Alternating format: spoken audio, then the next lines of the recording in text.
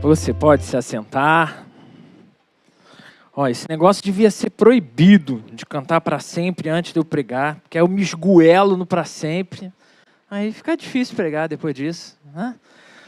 Louvado seja Deus, a tumba está vazia. Jesus ressuscitou.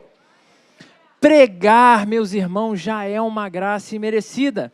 Pregar numa celebração tão grande, tão especial como essa, é de aquecer o coração de qualquer pessoa. Então vou começar chamando nossas crianças aqui à frente, que estão devidamente alimentadas com o motor cheio de chocolate.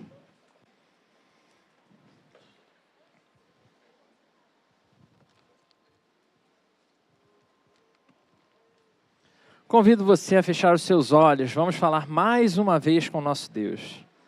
Santo e poderoso Deus, obrigado, Senhor, porque o Senhor veio e fez o que era impossível para nós.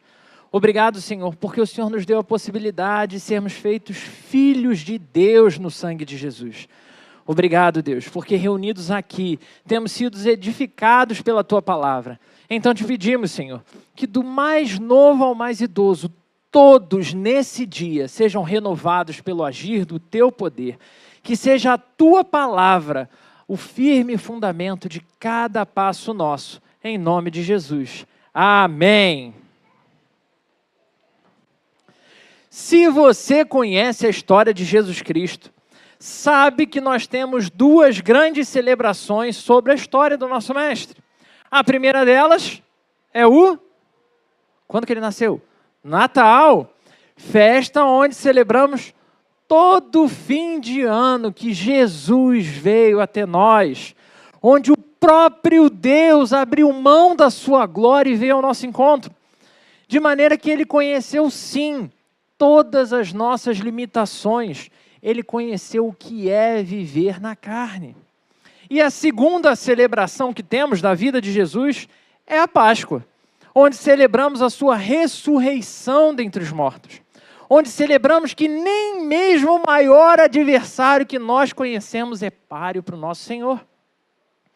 Imagina como deve ter sido, irmãos, para aquelas mulheres que foram lá levar um perfume, para passar um perfume no cadáver do seu amado Senhor, e chegarem lá e encontrarem anjos dizendo que aquele que estava ali, que elas buscavam entre os mortos, não está mais morto. Imagina o que deve ter sido para elas. Imagina como deve ter sido para os próprios discípulos poder olhar com seus próprios olhos para o seu mestre, que em poucos dias estava pendurado numa cruz, de onde ele ia ser tirado para ser colocado numa cova.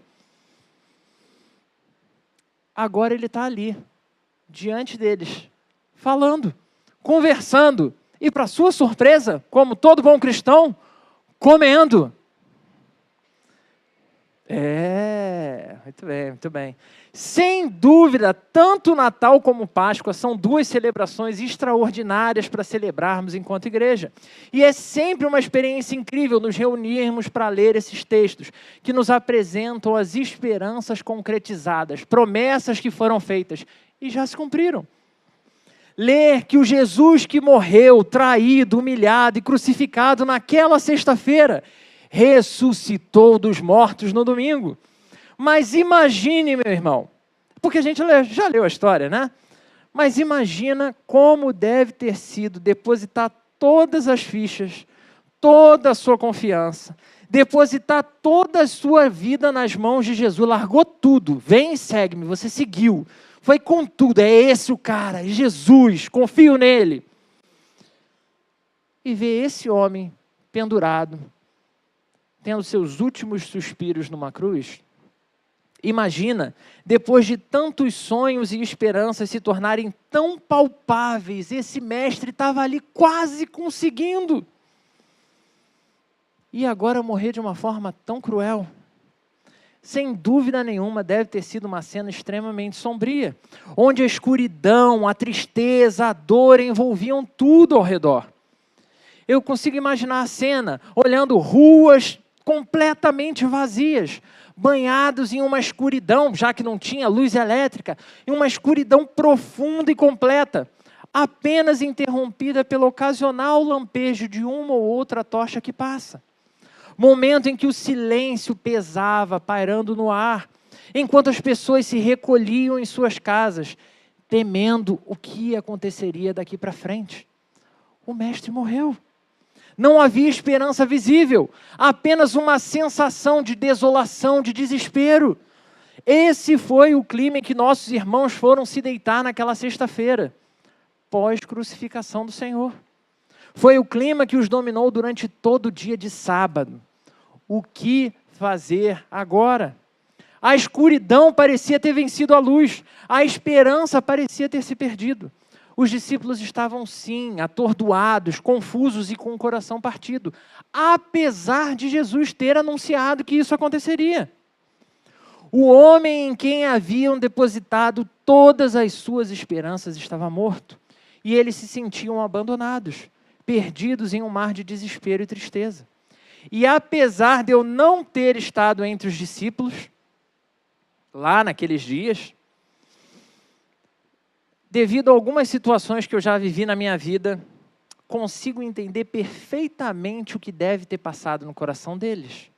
E te convido a fazer esse exercício, refletir sobre a profundidade do sofrimento, a escuridão avassaladora da desesperança e a agonia de ter que esperar por algo que você não faz ideia, sendo que não existe nada que possa te trazer esperança.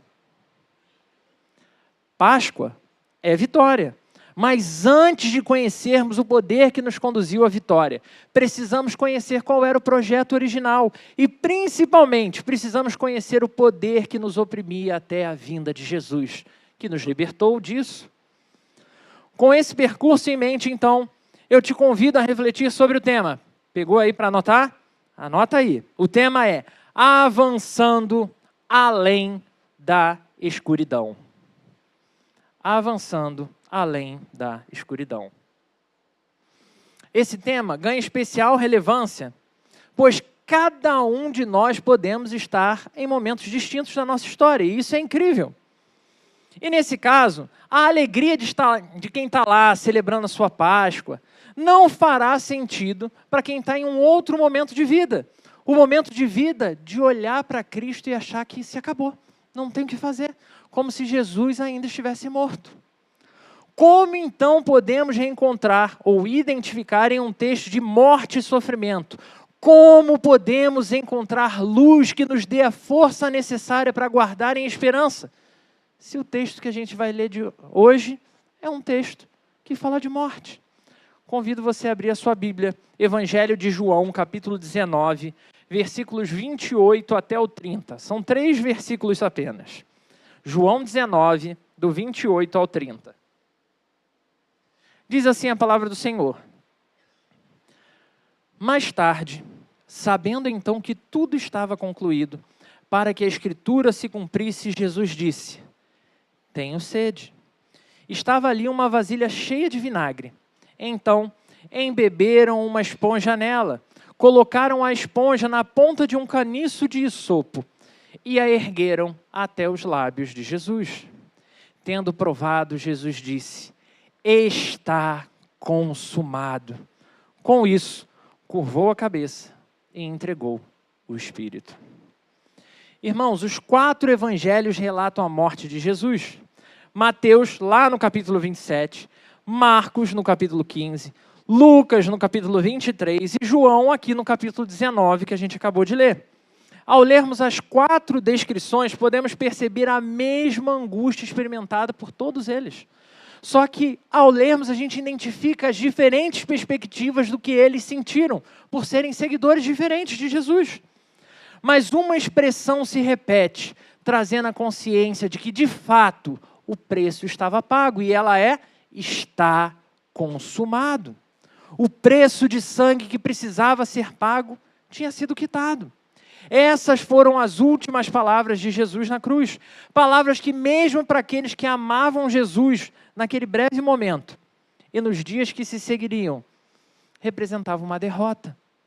Pois foi com essas palavras que o seu Senhor se despedia. Palavras que tiveram um duro sabor do "e agora?". O que será de nós? O que vamos fazer? Como que a gente pode seguir em frente depois disso? E na nossa vida existem várias, não sei na sua, talvez você seja aí o alecrim dourado, né? Dizem que existe alguém por aí assim. Mas nas nossas vidas, em geral, existem várias situações que essas frases aparecem e aparecem de novo. E você diz, não, agora eu estou bem, nunca mais vou passar por nada desse tipo. E aí você se surpreende com outra coisa pior. Quando passamos ou enfrentamos situações de morte, quando temos que lidar com a morte, quando temos que lidar com perda de um emprego que era a segurança de estabilidade da casa, quando estamos diante de um diagnóstico muito ruim, o que a gente vai fazer? Para onde a gente vai? Diante de um cancelamento de um concurso que era a sua grande esperança, diante de um projeto que se encerra, de um sonho que finda da pior maneira possível. Quando os seus projetos e planos tão sonhados e que você depositou tanta esperança, desmoronam diante de você. E agora? Onde arrumar forças para avançar frente a tanta escuridão? E é para nós que o grito de Jesus surge como um verdadeiro farol a nos guiar em meio às densas trevas. Trevas da sua angústia, da minha própria angústia. Porque cremos em Jesus, cremos no seu poder, mas assim como os discípulos daqueles dias, é possível que diante de algumas situações, a gente fique tão atordoado que a paralisia é a única resposta. E todo mundo olha e diz, vai, é só mais um passo. Só que você não tem forças nem para levantar o seu pé do chão. Como pensar dar um passo? Então, mais uma vez, precisamos de uma palavra que nos capacite a avançar. Então, te convido a uma viagem onde o poder da palavra de Deus será o nosso guia nessa noite. Ao voltarmos lá ao início de todas as coisas, eu vou precisar que você folheie sua Bíblia, então fica atento aí, por gentileza. Ao voltarmos ao início de todas as coisas, lá no livro de Gênesis, encontramos nos primeiros versos do capítulo 1, algo extremamente profundo sobre isso. Acompanha comigo, Gênesis capítulo 1, versículo 3 diz assim, disse Deus, haja luz, e houve luz. E a partir desse versículo 3, observamos a repetição no modo como Deus cria todas as coisas. Disse Deus, e aí aquilo passa a existir. Pelo poder da sua palavra, todas as coisas, cada uma delas foi criada.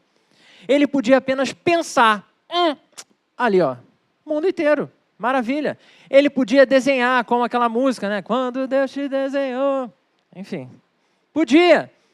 Mas ele não desenhou, então se ele desenhou você, você está com problemas. Ele escolheu falar. A palavra foi o meio pelo qual ele criou tudo que existe. Quando a única coisa que existia era ele próprio. Deus e todo o resto era apenas um grande vazio. Deus, pelo poder da sua palavra, trouxe tudo à existência. Imagina poder ver isso acontecendo, meu irmão. Que coisa extraordinária, cada detalhe acontecendo como se você estivesse numa sessão de cinema particular, você e Deus. Tem um cara que ajuda a gente a pensar isso, um tal de C.S. Lewis, lá no livro O Sobrinho do Mago, primeiro livro das Crônicas de Nárnia. Ele dá aos seus personagens uma narração perfeita do que seria presenciar esse momento descrito em Gênesis. Acompanha comigo o que ele descreve. Ele narra assim: no escuro, finalmente alguma coisa começava a acontecer. Uma voz cantava, muito longe. Nem mesmo era possível precisar a direção de onde vinha. Parecia vir de todas as direções e Dígore, que é o personagem da história, chegou a pensar que vinha do fundo da terra. Certas notas pareciam a voz da própria terra. O canto não tinha palavras, nem de qualquer forma. Era o mais belo som que ele já tinha ouvido. Tão bonito que chegava a ser insuportável. E é nesse momento que através desse belo canto, que ele descreve como Aslan, um grande leão de Nárnia, vem trazendo todas as coisas à existência pela sua voz. E são 3 páginas mágicas de uma descrição poderosíssima. Páginas que enchem o coração de qualquer leitor de emoção. Quando tudo era um vazio e densas trevas, foi a palavra de Deus que trouxe absolutamente tudo à existência. Cheio de beleza, cheio de perfeição. Mas basta uma rápida olhada ao nosso redor, e eu não estou falando para o irmão do seu lado, né? Que ele pode não ser o mais bonito que você já viu por aí, mas basta a gente olhar ao nosso redor que a gente vai identificar rapidamente que essa perfeição não é real nos nossos dias. Afinal de contas, meu irmão, minha irmã, ovo de Páscoa de 100 gramas a R$50, parcelável em 5 vezes no cartão? É violência, é doença, é morte, é traição, é corrupção, é todo tipo de mal ao nosso redor. Se Deus fez tudo tão perfeito, como vimos até agora, certamente alguma coisa se perdeu. Alguma coisa saiu do prumo para a gente não estar vivendo essa perfeição. Lá no meio do nada e da escuridão, Deus criou tudo e é certo que era tudo perfeito. E não só isso, em meio a toda essa perfeição, Ele ofereceu ao homem o senhorio sobre toda a criação. Falou, toma meu filho, usa que é seu. Vai lá, brinca com esse brinquedo melhor que você conseguir. O homem foi eleito por Deus, o representante dessa criação, mas o homem então decide desafiar o Senhor. E Gênesis capítulo 3 nos dá a descrição da engenhosa artimanha da serpente para enganar o homem e a mulher, que optam então por desafiar o seu Senhor, buscando ter o mesmo conhecimento que Deus tinha e parecia estar negando a eles.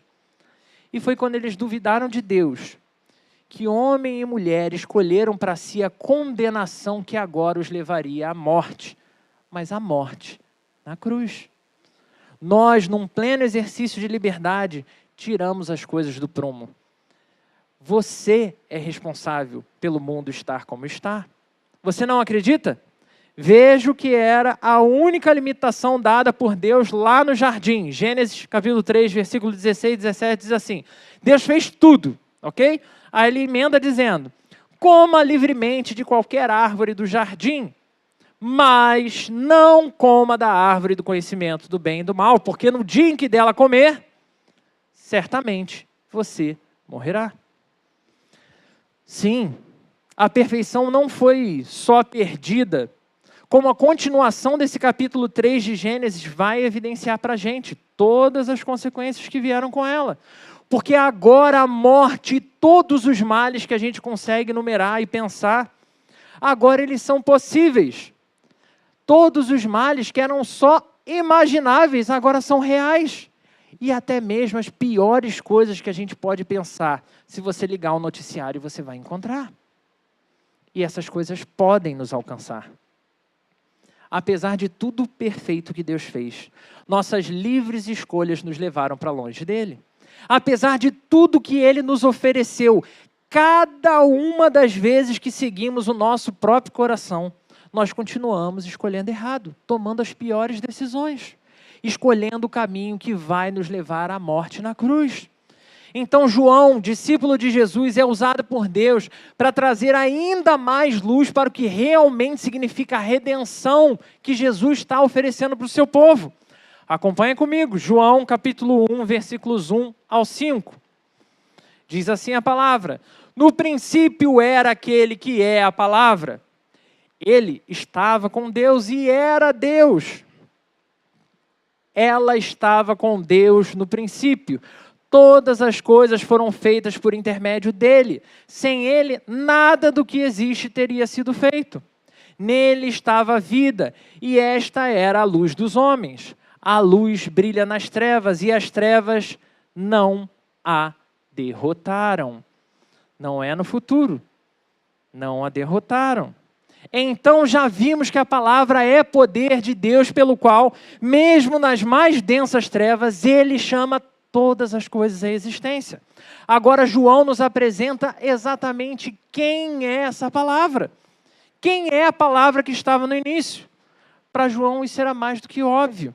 Jesus Cristo é a própria palavra. Ele é o poder por meio do qual todas as coisas vieram a existir. Mas ele ainda segue, versículo 4 e 5. Nele estava a vida e esta era a luz dos homens. A luz brilha nas trevas e as trevas não a derrotaram. Então podemos dizer que João já nos primeiros versículos do seu evangelho nos dá uma breve sinopse do que veremos agora no capítulo 19 que a gente acabou de ler. Vocês vão pensar que é o fim. Vai parecer que a escuridão venceu, mas as trevas jamais poderiam derrotar a verdadeira luz. O mesmo Jesus que é a palavra por meio do qual tudo veio a existir, o mesmo Jesus que é a vida, que é a luz dos homens, esse Jesus, ele entra não só na história da humanidade para reverter, mas ele entra na minha história pessoal, ele entra na sua história. Ele faz isso para assumir sobre ele a cruz que deveria ser sua, das suas escolhas ruins. Ele toma para si essa cruz. Por isso o versículo 30 que nós lemos é tão crucial para nós. Porque a própria palavra de Deus adverte: sem derramamento de sangue não é possível existir perdão de pecados. Então somos pecadores imperdoáveis. E nem mesmo se você quisesse oferecer a sua própria vida em uma cruz seria o suficiente para pagar tanta escolha ruim, tão dedo podre que você tem, meu irmão. São muitas as escolhas que fazemos todos os dias contrárias à vontade do nosso Deus. E ainda assim a gente se dá o direito de olhar para trás e julgar Adão e Eva. Mas ignoramos que, no comparativo do que a gente tem de história, eu acho que você conhece histórias piores sobre você, a nível de número, do que as histórias ruins que a gente conhece de Adão e Eva. Porque a gente continua achando que a gente é boa gente, boa pessoa. E como boas pessoas estaríamos destinados ao grande lago de fogo do inferno eterno. Pois ser uma boa pessoa continua não sendo bom o suficiente. Mas esse Jesus, no nosso texto de João, capítulo 19, morre diante de todos exclamando palavras devastadoras. Ele berra com seu último fôlego: está consumado, está pago. Jesus Cristo, o representante de cada um de nós, o enviado de Deus para cumprir o que nós éramos incapazes de suportar. Ele encerra o seu ministério terreno com uma dolorosa morte. Isso é horrível. Em agonia, em sofrimento, que era meu. Então, que poder essa frase "está consumado" poderia conter para valer tanto empenho do meu Senhor? Por que essa frase é tão importante? Para alguns estudiosos desse texto, quando Jesus declara "está consumado", ele não apenas encerra tudo que ele vinha fazendo aqui, mas ele também inaugura uma nova era de vida e liberdade para todos aqueles que creem nele. Então, o que eu e você podemos ler nessas sangrentas páginas é a perfeita redenção do que nós vimos prometido lá em Gênesis. Mais uma vez, Deus, através do poder da sua santa palavra, traz vida aos nossos corações que estavam mortos num vazio. Páscoa é a celebração da ressurreição de Jesus.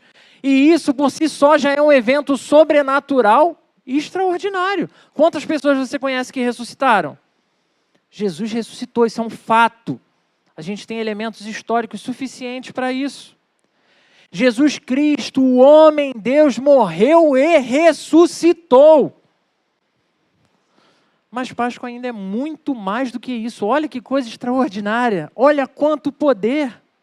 Páscoa é a poderosa mensagem de que o mesmo Espírito que levantou Jesus dentre os mortos está com cada um de nós em cada sofrimento que nós enfrentamos, por maior que ele possa ser. Nos momentos em que a escuridão e a morte nos dominam por completo, ele está conosco. Diante das adversidades e dos tempos sombrios que enfrentamos, encontramos em Jesus forças para seguir avançando. Sua morte e ressurreição não apenas nos garantem a vitória sobre o mal, a vitória sobre a morte, mas também nos capacitam a superar os desafios de vida, com esperança, com confiança, não de palavrinha, é só mentaliza que vai dar certo, mas com a certeza de que Deus está na condução de todas as coisas. Assim como a palavra de Deus trouxe luz à escuridão no princípio dos tempos, Jesus continua a trazer luz e vida a todas as áreas das nossas vidas, capacitando-nos a avançar além de cada escuridão que se apresenta, rumo à plenitude de vida que Ele mesmo nos oferece. Assim como Ele não precisou, meu irmão, minha irmã, isso é muito importante, assim como Deus não precisou de nada, nem de carbono, nem de poça primordial, nem de sei lá o que você quiser inventar, Ele não precisou de nada disso para chamar tudo à existência. Ele também não precisou de nenhuma gota, nem do meu sangue, nem do seu sangue, para que nenhum de nós fôssemos perdoados, para que a liberdade fosse alcançada. Exatamente assim, do mesmo jeito, pelo poder da sua palavra, Ele grita para você nessa noite as mesmas palavras que Ele gritou para o seu amado amigo Lázaro, quando já estava morto, embalsamado, dentro de um sepulcro. Jesus Cristo é a palavra de Deus. Jesus Cristo pagou a dívida dos nossos pecados. Jesus Cristo, aqui e agora, chama por você dizendo: meu filho, minha filha, vem para fora. Não importa o quão morto você acha que você esteja. Não importa o quão morta, você pode só olhar para a sua vida e achar que uma parte já era. Meu casamento já era. Minha vida já era, meu relacionamento com meus filhos já eram. Não tem mais solução, não importa. Em Jesus há poder para recomeçar. Em Jesus há e sempre haverá poder para ressuscitar os mortos. Mas como disse antes, eu preciso ser sincero e honesto com você, porque talvez você saiba tudo isso que eu falei aqui, mas existem tempos que são sombrios demais. E mesmo sabendo tudo isso, é como se a tristeza fosse tão grande que a gente não conseguisse sequer acessar os pensamentos bons. Aquele momento que a gente começa a viver só por viver, onde parece que não existe nada pela frente. E por isso, caso esse seja o seu momento, tem uma música que tem sido o nosso hino nos últimos dias. E caso você conheça, eu te convido a cantar comigo. Ela diz assim: mestre, tão grande tristeza me quer hoje consumir. Na dor que perturba minha alma, te imploro, vem me acudir. De ondas do mal que me encobrem, quem me virá valer? Não tardes, bom mestre, estou quase a perecer. As ondas atendem ao meu mandar, sossegai. Seja o encapelado mar, a ira dos homens, o gênio do mal, tais águas não podem a nau tragar, que leva ao Senhor, Rei dos céus e mar. Pois todos ouvem o meu mandar, sossegai, sossegai. Convosco estou para vos salvar, sossegai. Ele é o Deus que nem mesmo as poderosas forças da natureza podem deter. Nem mesmo os homens ou poderes sobrenaturais, o gênio do mal.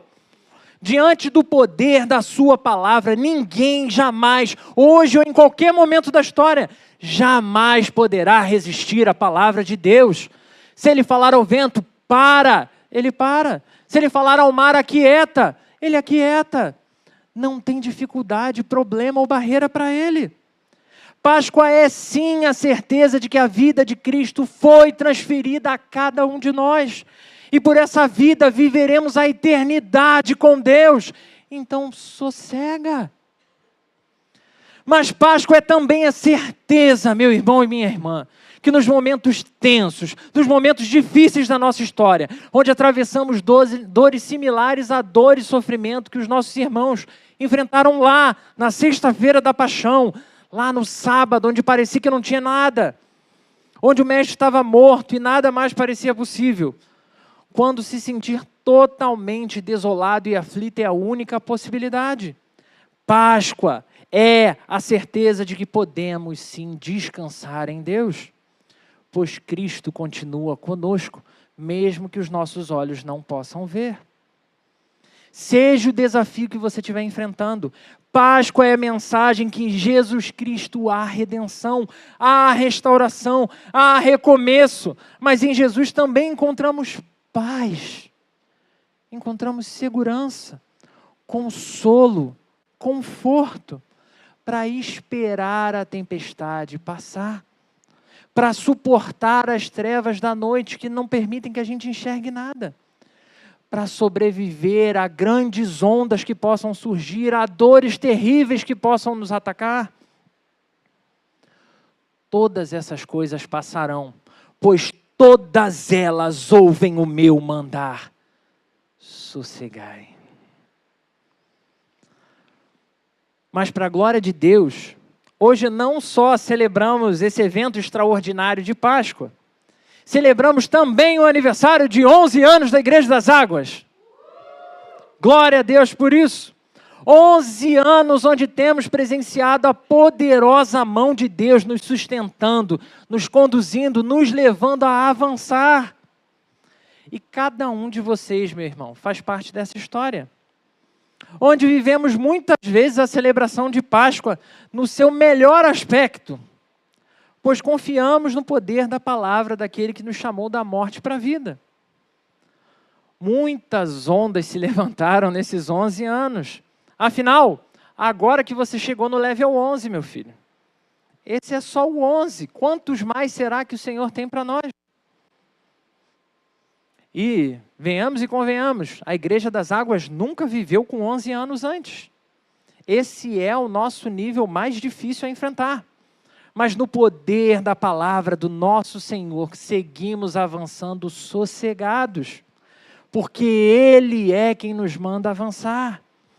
Para você, meu irmão e amigo, que veio nesse culto de gratidão agradecer ao Senhor pelo seu aniversário, por bênçãos que foram conquistadas, por curas ou vitórias que foram obtidas, que o Senhor multiplique bênçãos sem medida sobre a sua vida, que Ele faça você ter um coração cada vez mais grato por tudo que Ele te oferece, que a verdadeira Páscoa inflame o seu coração e pelo poder da palavra, você entenda que Deus te convida a um relacionamento ainda mais próximo, íntimo, profundo com Ele.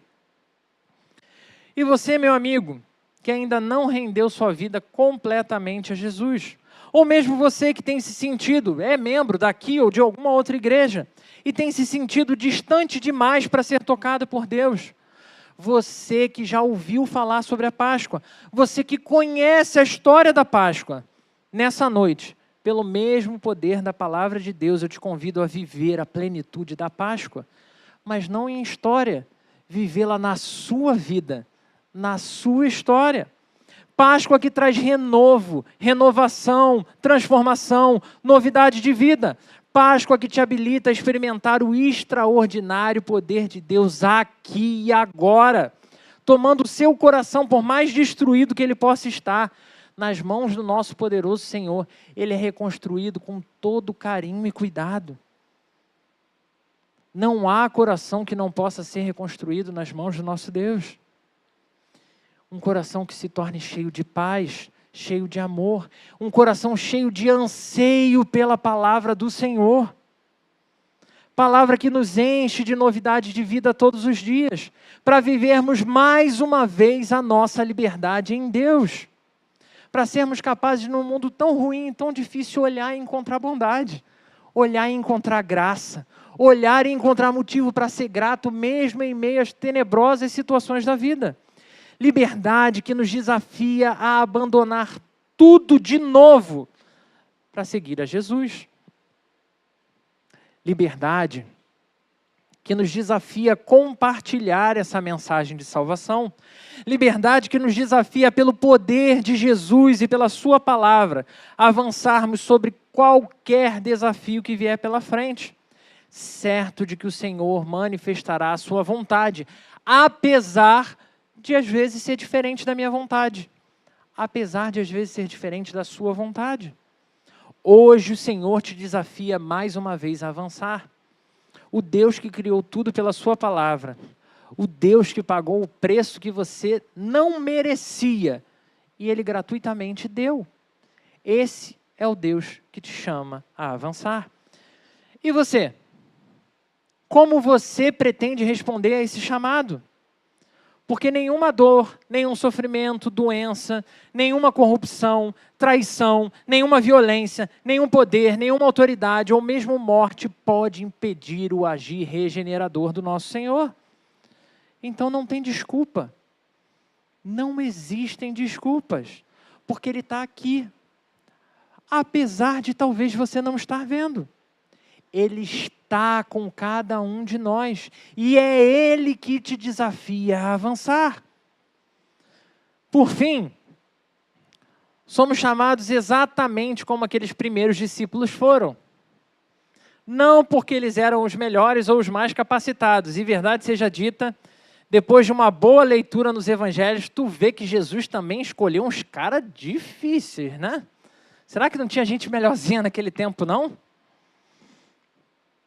E uma vez que a gente entende isso, e essas coisas começam a fazer sentido no nosso coração, que assim como eles não eram os melhores, nós não somos. Somos desafiados a responder a palavra avançando, compartilhando a mensagem da Páscoa. E como reverberação aí do que foi pregado de manhã, precisamos entender de uma vez por todas que em todos os tempos, em todos os cantos do mundo, todos, cada ser vivente propaga uma mensagem de Páscoa. Todos, queiram ou não queiram, propagam uma mensagem de Páscoa. Isso mesmo. Seja uma mensagem de crucificação, quando eu opto por negar a Jesus, opto por negar uma transformação e seguir a minha vida do meu jeito. Seja uma mensagem de redenção, quando eu compartilho os impactos dessa palavra dentro de mim, que a palavra de Deus está fazendo em cada área da minha vida. Então eu te pergunto, qual é a mensagem que você tem compartilhado com a sua vida e com a sua história? As pessoas olham para você e contemplam uma Páscoa que traz novidade, proximidade de Deus, restauração de vida? Ou a Páscoa que eles veem em você é uma Páscoa que faça o que você quiser. Afinal de contas, a serpente tem sempre uma dica muito boa para você. Que mensagem de Páscoa você tem compartilhado? Eu convido você a fechar os seus olhos. Porque muito mais importante do que te condenar pelo que você viveu até aqui, Jesus Cristo hoje te chama a ser portador da mensagem da redenção. A verdadeira mensagem da Páscoa. Palavra capaz de nos sustentar e conduzir em toda e qualquer situação. Seja densas trevas, sejam grandes desafios. Então compartilhe esperança. Compartilhando a mensagem certa, compartilhando a mensagem da redenção, pois em Jesus nossos erros e as nossas falhas já foram pagas. Não tem mais com que te condenarem. Em Jesus você é uma nova criatura, então viva como uma nova criatura. Oremos ao Senhor. Santo e poderoso Deus, nós olhamos para a Tua palavra e entendemos, Senhor, que está consumado. Entendemos, Senhor, que não há nada que possa nos separar do Teu poderoso agir, que a Tua poderosa palavra que fez o mundo, a Tua poderosa palavra que testificou que estávamos libertos pelo Teu sangue, é a mesma palavra que nos chama hoje à novidade de vida. Então, Senhor, ajuda-nos a nos agarrarmos com todas as nossas forças a essa palavra. Ajuda-nos, Senhor, a no Teu Espírito experimentarmos tanto do que temos ouvido falar. Ajuda-nos, Senhor, a sermos verdadeiramente incendiados pelo queimar do Teu Santo Espírito. Que a Tua verdade seja absoluto fundamento da nossa existência. Que não haja crise, escuridão, trevas ou qualquer desafio que possa nos fazer tirar os olhos da Tua gloriosa cruz.